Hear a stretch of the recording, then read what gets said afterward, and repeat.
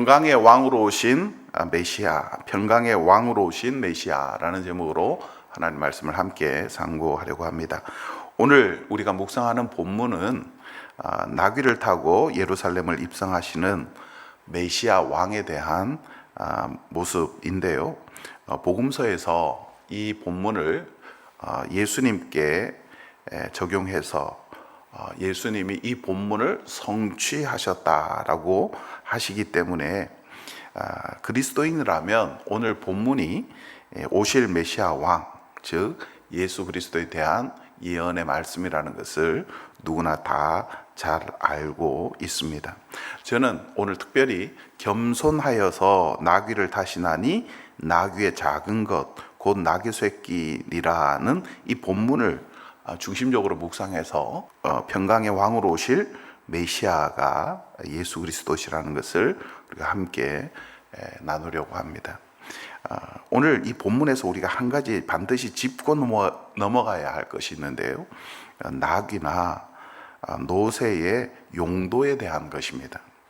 흔히 이제 부자는 말을 타고 다니고 노새는 가난한 사람이 타고 다닌다는 오해에 대한 것이죠. 이것은 사실 잘못된 편견입니다. 즉 예수님께서 말을 타고 예루살렘에 입성하시지 않고 나귀를 타고 예루살렘에 입성하셨다는 그 사실이 예수님이 겸손하시다는 것을 보여주는 것은 아니라는 것입니다. 구약 성경을 보면 나귀나 노새는 왕이나 귀족들이 타는 짐승입니다. 즉 높은 사람이 탈 것이라는 것이죠. 그러면 가난한 사람은 무엇을 타고 다닐까요? 가난한 사람은 대부분 걸어 다닙니다. 그러므로 나귀를 타고 예루살렘에 입성하셨다는 것, 그것 자체로 겸손을 뜻하는 것은 아닙니다.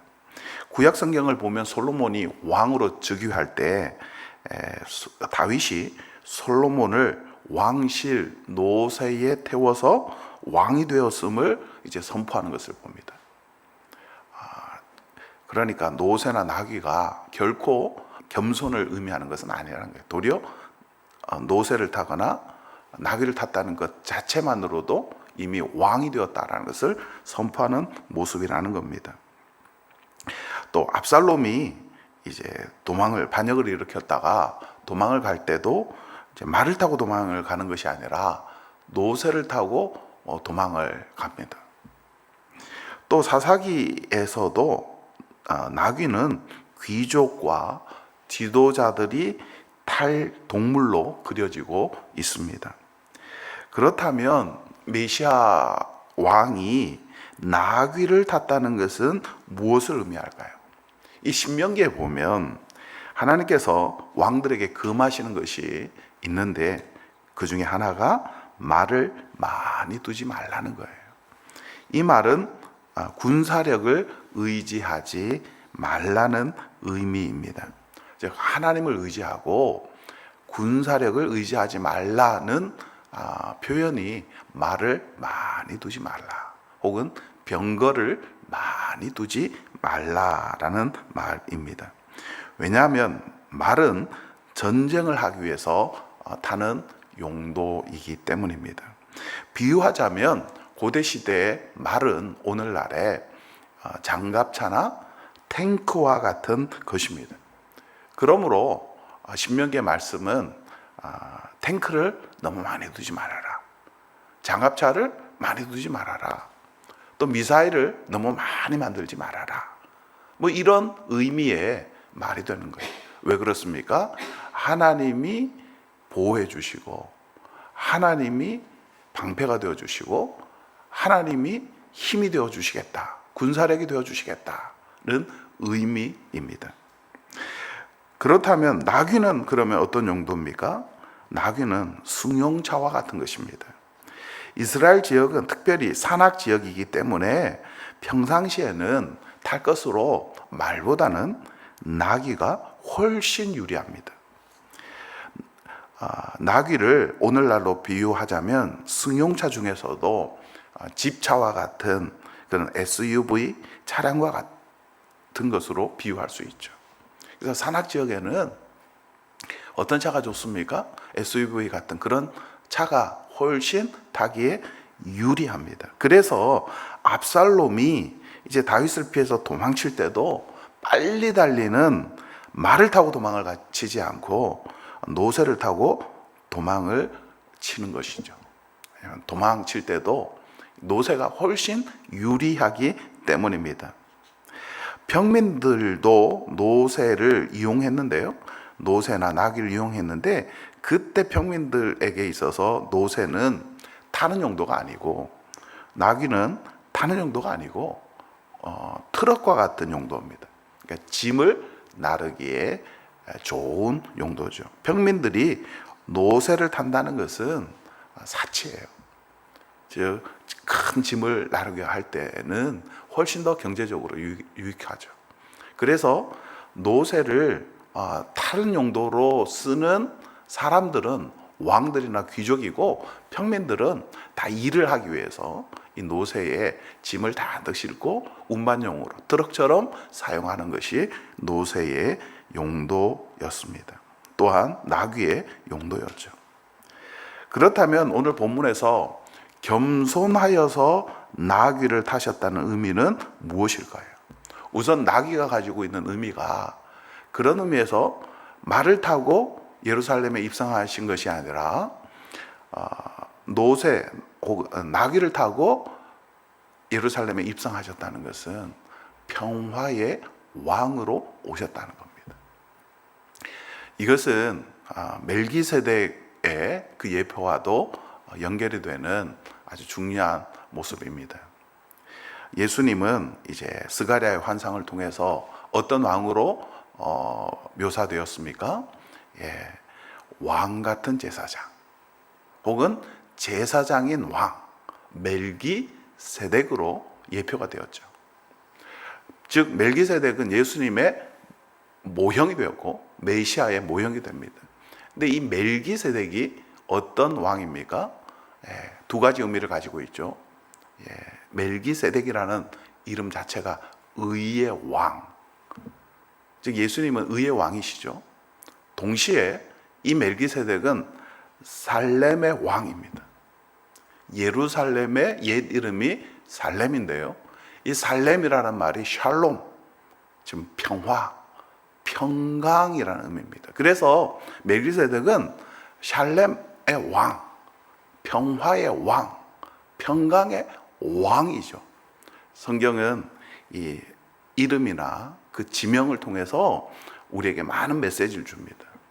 즉 멜기세덱은 그 지역 이름으로 보면 살렘의 왕이기 때문에 평화의 왕이에요.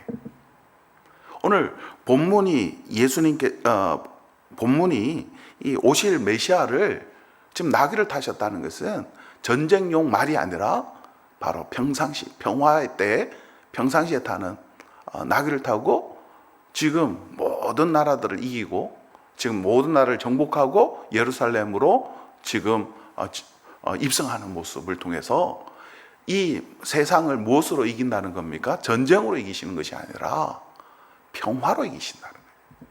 평강의 왕이 되셔서 이기신다는 겁니다. 그렇다면 왜 오늘 본문에서 이 겸손하여서 나귀를 타셨다라고 이야기할까요? 겸손하셔서 평강의 왕이 되셨다라는 말인데요. 여기서 이 겸손이라는 히브리어가 이 아니라는 이 말인데요. 이 아니라는 말이 기본적인 의미가 낮아지다, 가난하다, 혹은 고난받다라는 의미예요. 그러니까 힘 있는 사람의 반대 개념이죠. 그래서 낮은 사람, 고난받는 사람, 힘이 없기 때문에 고난받는 사람, 그런 의미가 이 아니라는 말입니다. 여기서 더 나아가서 이제 낮아지다라는 의미를 가지고 있기 때문에 이제 겸손이라는 의미가 생기죠. 그리고 또 여기서 이제 온유라는 의미도 파생이 됩니다. 온유한 자가 어떻습니까? 땅을 얻을 것이다, 땅을 차지할 것이다 라고 하죠. 예수님이 말씀하시는 이 온유도 바로 여기서 비롯되는 말이에요. 즉 온유한 사람은 어떤 사람이냐? 낮아진 사람. 그래서 또 힘이 없어서 고난받는 사람. 그래서 땅을 빼앗기는 사람. 힘이 없기 때문에 땅을 빼앗길 수밖에 없는 그런 사람. 그런데 그런 사람, 힘이 없어서, 그래서 예수님께서 온유한 자는 땅을 차지할 것이다 라는 말은 무슨 말이냐 하면, 힘이 없어서 땅을 잃어버리지만 그러나 하나님께서 그것을 찾게 해주신다는 의미도 그 속에 포함이 되어 있는 거예요. 이제 시편에 보면 이제 온유와 땅이 밀접한 관계가 있습니다. 어쨌든 예수님께서 이제 온유하셔서 평화의 왕으로 지금 이 세상을 정복하신다는 거죠. 뿐만 아니라 예수님께서 지금 고난받기 위하여 나귀를 타신다는 의미가 되는 거예요. 그러면 낮아지셨기 때문에, 고난받으셨기 때문에.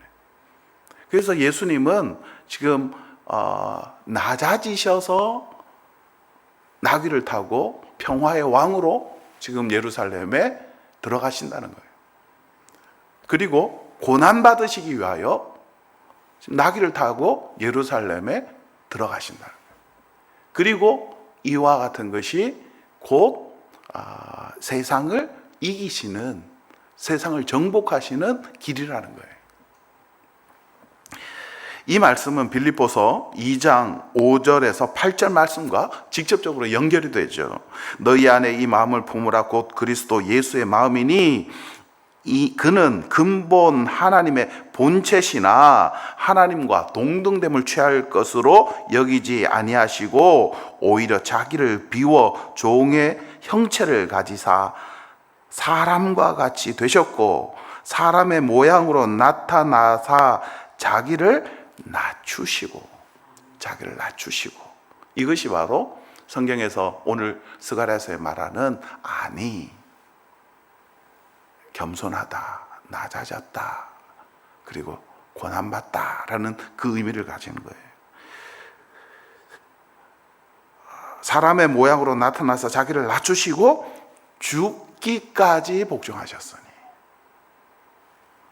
곧 십자가에 죽으심이라.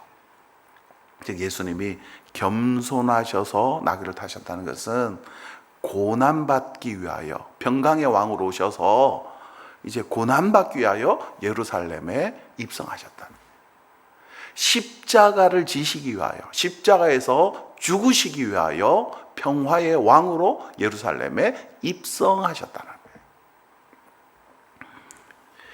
오늘 우리가 읽은 본문도 샌드위치 구조로 되어 있는데요, 이 가장 중심절은 14절입니다.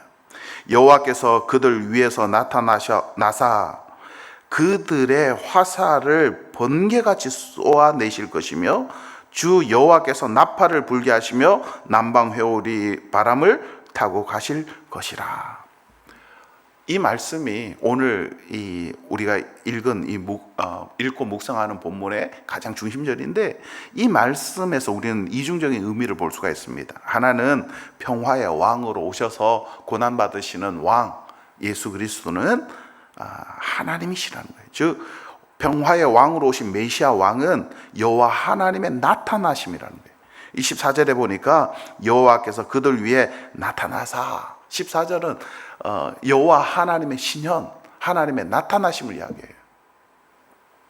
즉 예수님께서 이 땅에 오셨는데 그 메시아 왕은 하나님이 이 땅에 오셔서 나타나신 사건, 즉 예수 그리스도가 본체 하나님이시지만 사람이 되셔서 고난을 받으시고 예루살렘에 들어가셔서 십자가를 지신다는 말이죠. 그리고 동시에 이 말씀은 예수 그리스도의 재림을 보여주는 말씀이기도 합니다. 즉 재림에 대한 말씀이에요. 이 오늘 말씀을 보면 예수님께서 예루살렘에 입성하시고 그리고 언약의 피 예수 그리스도의 십자가로 말미암아 이제 우리를 구원하시고, 그리고 14절에 이제 재림에 대한 말씀이 있고, 그리고 그 이후에 이 세상의 모든 죄악을 다 심판하신 후에 이 세상 모든 것을 영화롭게 하시는 이 순서를 따라서 오늘 본문이 이렇게 이어집니다. 그렇기 때문에 오늘 이 본문 말씀은 동시에 예수님의 재림을 보여주는 말씀이기도 합니다. 예수님께서 이제 하나님이신 그 예수 그리스도께서 다시 이 땅에 이제 신현 나타나실 텐데, 그때 예수님은 어떻게 오십니까? 그때는 심판의 왕으로 오신다는 거예요. 이 세상의 모든 악을 심판하시는 심판의 왕으로 오신다는 거예요. 예수님께서 평화의 왕으로 오셔서 십자가에서 낮아지심으로 언약의 그 피를 이루셨다면, 이제 예수님께서 다시 오실 그때는 이 세상의 모든 악을 심판하시는 심판주로 오신다는 거예요. 그때는 세상의 모든 악을 심판하심으로 이기실 것입니다. 예수님은 십자가에서 희생 제물이 되심으로 마귀 사단의 죽음의 권세를 이기셨지만, 사망의 권세를 이기셨지만, 이제 예수님이 다시 오실 때는 이 세상의 모든 악, 공중 권세 잡은 사단과 그 사단을 따르는 그 무리들, 악한 무리들을 심판하심으로 이 세상의 모든 악을 심판하시고 정복하신다는 의미이죠. 자, 그래서 하나님께서 이 세상을 정복하신 이후에 이 세상은 어떤 세상이 될까요? 17절입니다. 그의 형통함과 그의 아름다움이 어찌 그리 큰지 곡식은 청년을, 새 포도주는 처녀를 강건하게 하리라. 사실 이 17절도요, 이 묵상거리가 너무 많습니다. 사실 모형론적으로 보면 이게 굉장히 할 이야기가 많습니다. 하지만 지금 시간도 그렇고 이 묵상거리는 여러분들에게 한번 묵상하시라고 제가 묵상거리로 돌려드리고 싶습니다. 다만 제가 힌트를 좀 드리자면, 아브라함이 동방의 왕들을 이기고 돌아올 때 평화의 왕, 샬렘의 왕 멜기세덱이 포도주와 떡으로 아브라함을 맞이합니다. 여기 포도주가 등장하죠. 또 야곱이 유다를 축복할 때도요, 포도나무가 등장하고 포도주가 등장합니다. 그리고 무엇보다도 이 솔로몬 왕 때 이스라엘을 이렇게 묘사합니다. 열왕기상 4장 25절에 보니까 솔로몬이 사는 동안에 유다와 이스라엘이 단에서부터 브엘세바에 이르기까지 각기 포도나무 아래와 무화과 나무 아래에서 평안히 살았더라. 이게 뭘 의미할까요? 물론 솔로몬 왕국 때 이 나라가 풍성했다는 의미예요. 그런데 그것을 포도나무 아래와 무화과 나무 아래 평안히 살았다라고 표현을 합니다. 미가서 4장 4절에도 각 사람이 자기 포도나무 아래와 자기 무화과 나무 아래 앉을 것이라 그들을 두렵게 할 자가 없으리니 이는 만군의 여호와의 입이 이같이 말씀하셨습니다. 이거 다 연결되는 말씀이에요. 오늘 17절 말씀도 바로 이런 반복되는 패턴 속에서 등장하는 말입니다. 이 모형을 이해하지 못하면 17절 말씀이 뭘 의미하는지를 우리가 이해하기가 좀 어려워져요. 좀 더 나아가서요, 지금 이 모습은요, 예수님께서 요한복음에 보면 나다나엘에게 네가 무화과 나무 아래 앉아 있는 것을 내가 보았다라는 표현과도 연결이 됩니다. 예수님께서 니고데모에게 왜 네가 무화과 나무 아래 앉아 있었다라는 말을 하셨고, 그 말에 왜 니고데모가 예수님을 영접할까요? 이 모두는 무엇을 상징하는 걸까요? 여러분들이 한번 묵상해 보시기 바랍니다. 예수 그리스도께서 이 땅에 평화의 왕으로 오셔서 낮아지심으로 말미암아 우리를 십자가에서 구원하셨습니다. 그 예수 그리스도를 따르는 사람은 장차 이 무화과나무 아래와 포도나무 아래 앉아 새 포도주로 만족함과 기쁨을 누리며 살게 될 것입니다. 바로 이 예언을 이루신 분이 예수 그리스도이십니다. 이 예언을 믿는 사람들이 바로 우리들입니다. 오늘 예수 그리스도 아래에서 하나님이 주시는 기쁨과 하나님이 주시는 평강과 하나님이 주시는 풍요로움을 삶 속에서 누리시기 바랍니다. 오늘 저와 여러분은 이미 포도나무 아래, 무화과나무 아래 사는 사람임을 잊지 마시기 바랍니다. 항상 기뻐하고 항상 감사하고 범사에 하나님이 우리를 늘 도우시고 인도하신다는 사실 기억하시기 바랍니다.